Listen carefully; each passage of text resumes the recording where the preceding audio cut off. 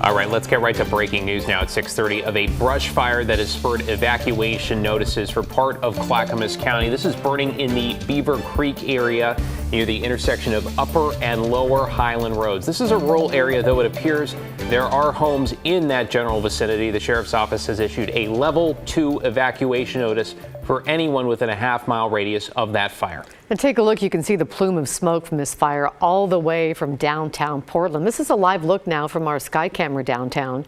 Clackamas Fire posted these photos from the scene.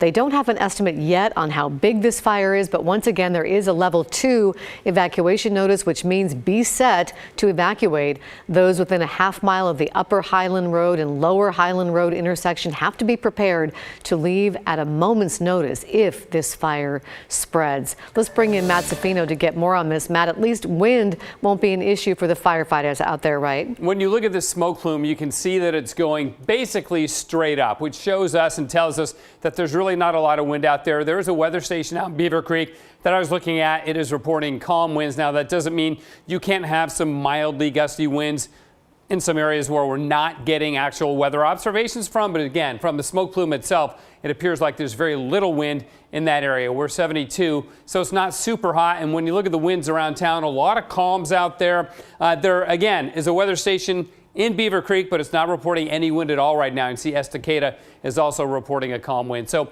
other than getting a good soaking rain overnight, the forecast is actually pretty good.